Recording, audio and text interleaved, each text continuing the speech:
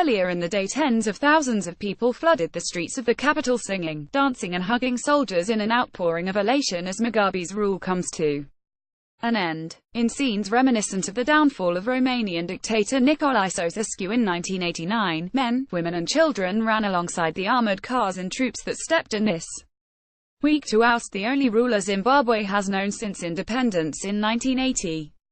The 93-year-old Mugabe has been under house arrest in his lavish, blue-roofed compound in Harare, from where he has watched support from his ZanuPF party, security services and people evaporate in less than 3 days.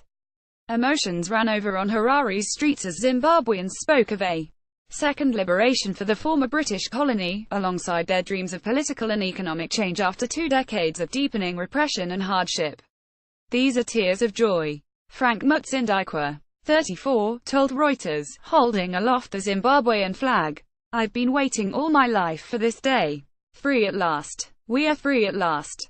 Mugabe's downfall is likely to send shockwaves across Africa, where a number of entrenched strongmen, from Uganda's Yoweri Museveni to Democratic Republic of Congo's Joseph Kabila, are facing mounting pressure to step aside.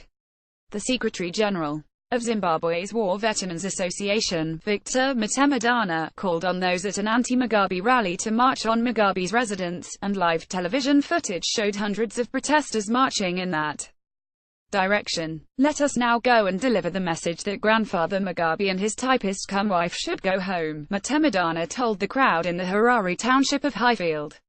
The crowds in Harare have so far given a quasi-democratic veneer to the army's intervention, backing its claims that it is merely effecting a constitutional transfer of power, which would help it avoid the diplomatic backlash and opprobrium that normally follows coups.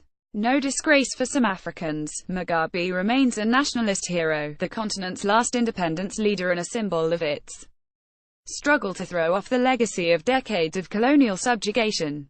But to many more at home and abroad, however, he was reviled as a dictator happy to resort to violence to retain power and to run a once promising economy into the ground.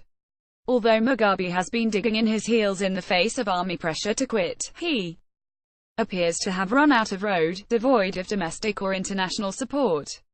Political sources and intelligence documents seen by Reuters said Mugabe's exit is likely to pave the way for an interim, unity government led by Mnangagwa, a lifelong Mugabe aide and former security chief known as the Crocodile. Stabilizing the free-falling economy will be the #1 priority, the documents said. Protesters gather calling for Zimbabwean President Robert Mugabe to step down, in Harare, Zimbabwe, November 18, 2017. Reuters' Philemon Bulawayo, the United States, a longtime Mugabe critic, said it was looking forward to a new era in Zimbabwe, while President Ian Khama of neighboring Botswana said Mugabe had no diplomatic support in the region and should resign at once. "I don't think anyone should be president for that amount of time. We are presidents. We are not monarchs. It's just common sense," Khama told Reuters.